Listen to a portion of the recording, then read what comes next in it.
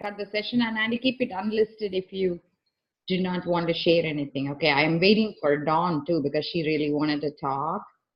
See, Okay. I am learning one thing. You and me, we are not able to understand this whole thing. I mean, I understand where you're coming from exactly because I have to destroy the Indian in me for me to get along with Westerners. Okay, because Yeah. that I had to survive here. And when I went back to India, became so traumatic for me because I had to relive all the stuff I had to overcome. It's like Yeah. right on my face. So the first 4 days was a nightmare.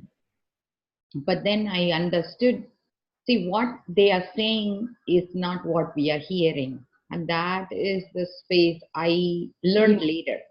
When I Yeah. went there, people are like very split there too. And I think the splitness come because I think like I was actually watching. Have you heard this guy Harold Kotz? He's from Germany. I don't think so. No. Harold Kautz. Kautz. Kautz. Yeah, Harold Kautz. he's from Germany. He says there is a black goo. Have you heard about this one? Black goo that's manipulating the world. He says there is a black goo that's earth based, which is very compassionate, which is Shiva Linga. He believes like Shiva Linga is actually like that's why they call it Swayambhu, that comes from the earth that looks around it. So that's why Swamiji also worships. Oh, no password. I think Don is looking for. You didn't need a password, right? I think. No, I just clicked on it. It opened right up. It was no problem. Okay. Got right through.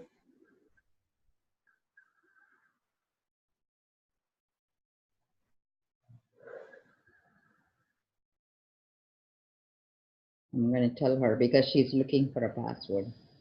That's fine. Just type the number zoom.us/that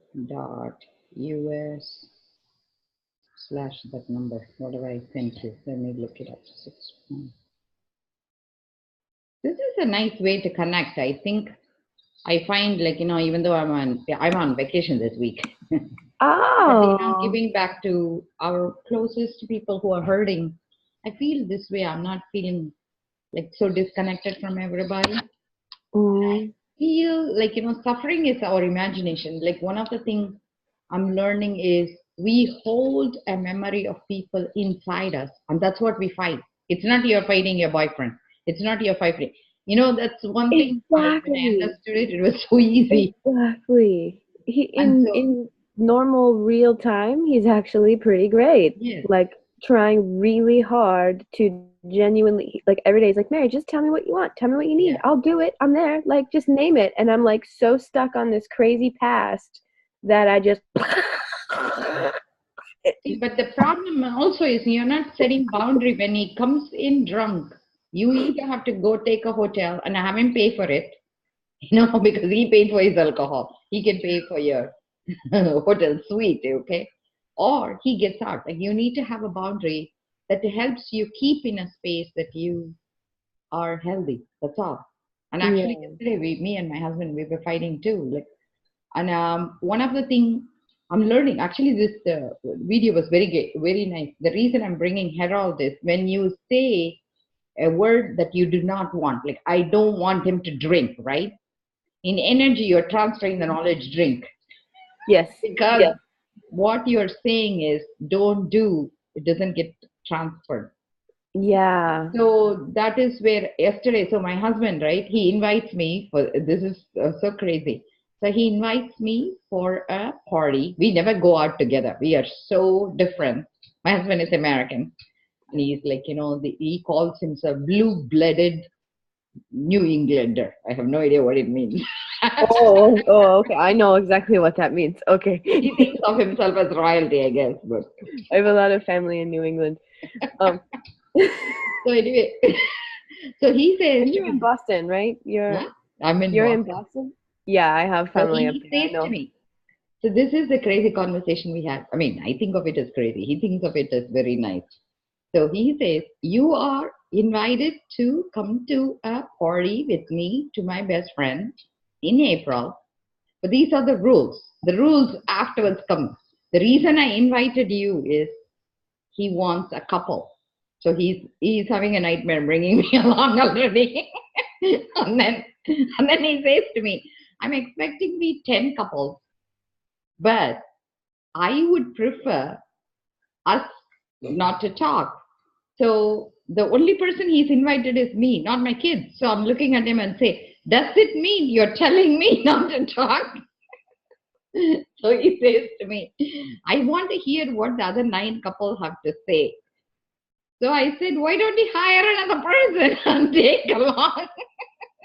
Yeah, that's He says, he thought about it. So he's telling me that you're not allowed to, like, he doesn't say it that way. He says, like, we would need to really listen to other people and stuff. Keith, I said, give me a counter. So each time I feel like speaking, I'll take a deep breath. I'll punch in the counter. So he says he'll get one for me. So then again and again, he talks again, the same topic comes up. I said, hey, I need a counter. He said, give me 3 days. I said, what is in 2 months, right? We are talking about the party that's going to happen in April. But he's already stressing out how I'm going to behave. I'm like saying, but I'm super happy. So I'm like saying, oh my God, he is like, has this intense fear about me not able to be controllable. Okay. He's already got this monster building in him. Yeah. So, and then, I finally understood, what it is he's fearing is that I would dominate the conversation. Essentially, that's the basis of his fear. And it's based on what I used to do in the past, he said. But I used to talk because I feel sometimes people are very shy. And sometimes I feel I want to make them feel not like they are like hanging out in a class lecture where you're keeping silent. And so that's a way for me to say, hey, goof around, because my whole purpose is to treat them like a spirit mother, so I welcome them and just do whatever you guys like. That way because once I open up, they usually open up. But I have no agenda. When I go into a place, I don't really have an agenda whether I need to keep quiet or talk, because I have absolutely no sense of what's right, what's wrong. I learn from them how they need to be treated. So it became very fascinating yesterday. And then today morning, when I was watching, because last night I had this sudden eruption of energy. It almost felt like a portal open, time portal. And I could see the space I was entering was a space that I am feeling more validated, because whenever I post something, I will tag Swamiji along. And he usually never responds. But whereas with other devotees, he would like or he will love or something. And I think it's because my conversation comes across a little bit scary for them. Because I say, I'm posting this video about the Camila adultery and all the other stuff. I'm so they are a little scared of my approach. Yeah. Okay. But I get the point, because the reason I posted was in that she says, if you don't like your outcome, go write your own. That's kind of what I want to do. Yes. But that's not what they are seeing, right? What they are seeing is, oh my God, they are in bed together. Yeah, they have a totally different. Yes, but I am good, and I think Swamiji is good in the space. I am connecting with him. But finally dawned on me, the reason I tag him is not because I want his approval. I want to validate him, because me being validated is very important, because my husband doesn't do it. So for me, that mental pain is agonizing, being alone. So sometimes when somebody says, hey, I love you, that makes very, very soothing. They're not doing anything for me. I'm not giving you money. I'm not doing anything to help your cause. But being in that space and say, hey, I connect with you, I know how difficult it is much more important for me. Yeah. My husband will say, grow up. When I ask for validation, that's the first thing. He says, grow up, too bad. Life is not fair. And I'm I have dealt with all this crap. So on me, I overdo it by validating people. And I think that's not healthy either. Like you don't need to over validate either. But I tag him again and again, and I wonder, I even asked him, do I need to tag you or not tag you? And I didn't get an answer. And finally it dawned on me, the reason I'm tagging him is to validate him as though like I am his boss, I'm doing it. So I finally decided from today I'm gonna like step back and listen. And then today suddenly that's another amazing thing happened. Yesterday he wrote a message that looked exactly for you, right? The message you got like about him being in, like how he posted something about insults. Yeah. And I was thinking that's so beautiful. It kind of felt. And he blocked me on Facebook. We're not even connected. I guess whatever I communicated was so horrified. Like, I don't know, but he's blocked me on Facebook since over a year. Like, I'm not even connected with Swamiji. I assume he doesn't like me and doesn't want me. And so I and am then not stuff sure. like that See, comes through. that's the space I haven't understood, because I feel there is a piece in him that is building Hinduism. Okay, so people who are disapproving him publicly, he is not focusing on that space, but he connects with us a lot of times, Kalabhairava. So in a spiritual level, he gets us. But in a human level, I mean, which this is the way I understand, he has rules for us. Because the reason we are hurting, and one thing he says is, the reason you are not having successful outcome in your personal life is exactly what you're doing to me in my spiritual life. So he says, if you cannot get along with me, that's the same problem that you're bringing to your family. So I have decided, no matter what, I'm going to learn him. So I have decided I'm going to be a person who's going to research him. I'm going to give 100%, somehow get into the Sangha, okay? This is my agenda. My kids are coming over. Hi, guys. Oh, hi, kids. We are doing a little Zoom talk. We're doing swimming. Give me 10 minutes, would you? I was telling them about like our fallout yesterday. 10 minutes. Okay. What time do you have now? See? Mr. Timekeeper. 10:15. 10:20. Let me see it. 14. All right. 10:25. That's good. That is time. I like this kid. Great job, kid. Rule maker. I am the rule breaker. He's actually this Dr. Seuss, the fundometer, the cat in the hat. He's the control freak. I am the rule breaker. Ah, okay. Nice balance. Marriage made in disaster. Yeah. I asked my husband, would you marry me? So he says it's an honor. So until now, I didn't realize it meant he didn't say yes, and he pointed it out later. I said, Keith, I am a very simple girl. You could have just said yes or no. The word honor blew me up. Let me see. I think I'm going to make sure Dawn looks like she's having a trouble because she said she wanted to join. Wonder if I know Dawn.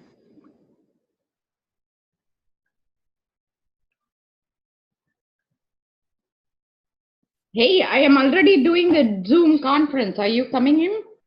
Because I have only 10 minutes. 8 minutes now. No password. Okay, I'm going to record. I'll do the session later. I'm doing it with another girl, and then we will do it separately.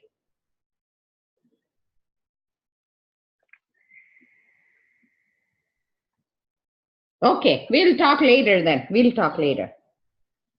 Okay, Dawn. My husband says I have to get off the computer in 10 minutes, and then I will probably. Yeah, see, he says. I want to go swimming in 10 minutes, which is now 5 minutes.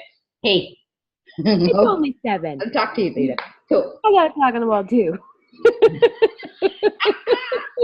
but anyway, so the topic we were talking was like, about the inner demons, right?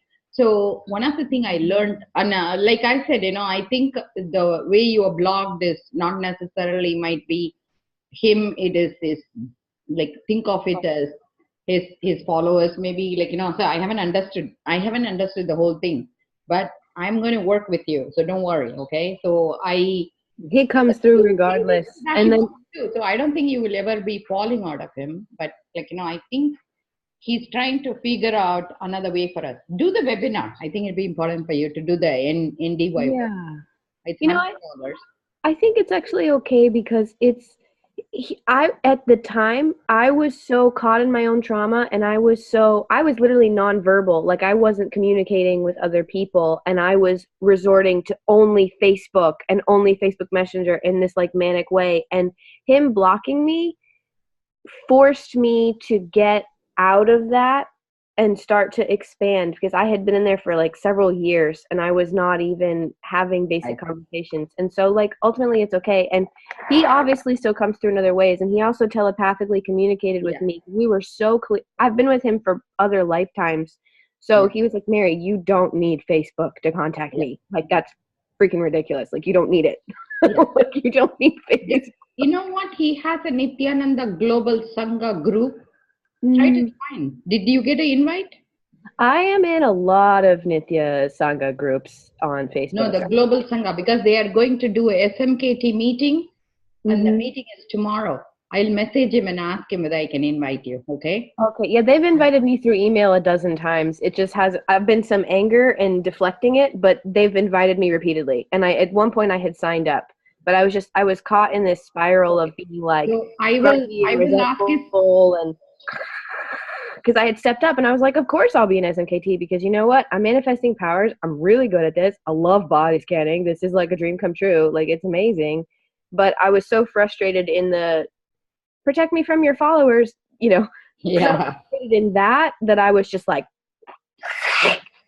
and actually, you know what and then I did a bunch of this, and he spent a long time. He sent like a dozen people to shower affection on me, and they were just spending like hours. Like, I literally had some of the balasants personally call me on their personal cell phones to chat with me and try to like reel me back in. Like, Swamiji sent an army squad to come get me, and I was still stubborn. Yeah. I'm trying to break out of that, but that's how I've been in all my relationships. So it has nothing to do with Swamiji. It's like, this is the internal. I will try to invite you back into that, because tomorrow I think the SMKT meeting is in the morning for us. It's at night for them, 8 p.m. For me, it is 9:30 a.m. So you might be 2-3 hours earlier than me, right? Yeah, I'm 3 hours. I'm in California. Okay, but that's fine. So, I like. So the inner demon lecture, what he did was, he said, see, one thing I'm learning is how to uncode him. This is, many of my patients also said, they said they don't understand him because what he talks is so confusing for me. What is Kasi? What is enriching? Like, it just throws me off. What is, like, every time it's your incompletion. What the heck are you talking about? So I feel sometimes it's almost like they're insulting me. So then I you know what? The best thing I did was I kicked them out. I defriended all the people who were finding fault with me. So then I eventually called the Mahant and I said, because I wrote to Swami Nithyananda, I said, hey, I need to be your Sangha. He says, I am with you, blessings. And then I messaged him. I said, it's like the priest is giving me the powers and all the people under you are sabotaging me. So I sent him where the Mahant writes back, you will never ever be allowed to be representing us. So I said, what is this? So then I wrote again in the Sangha meeting. I said, hey, how do I complete with them? Like, I'm like trying to play along with the same words, I look like I have a lot of incompletion. How do I complete? I kick them out anyway. So then she says to me, no, this is an offline topic. We are concerned about how you write. I said, okay. First of all, I invited you guys thinking you're my friends. If you're going to find fault with me, I don't need you as my friend. But Yeah. the thing is, I need to figure them out to break the code. So I need to decode Nithyananda first. So then I went and I asked the girl, like, the top Jnanatma Swami. She's very nice, but she says that I have to work with a local program manager. So the guy who runs the New York, I called him, and finally, what he's saying is essentially figure out where you are stuck and let's work through that. And he says the fact is different from reality. The fact is you are not part of the Sangha. So you need to accept that and work through that and come to the next level. So I agreed. So we had a conversation. We worked through that. But I am not yet done. He hasn't signed me off. But what I learned from this video gave me more insight to Nithyananda Sangha than anything else. So if you have time, watch this. Kill the Indian Demons video. So what he says is the first principle is to listen. So the listening is 4 different skills. He says the listening, if you develop better, there are 4 offsets, and I will come to that in the end because that's how he does it. The second thing after listening is causing. And finally, I understood what he means by causing is develop leadership skills. Okay, so I finally got it. The English word is develop leadership skills. I said, oh my God, all this time I'm like hurting and all these stupid things I'm hearing. And then completion means have a successful outcome. Right? So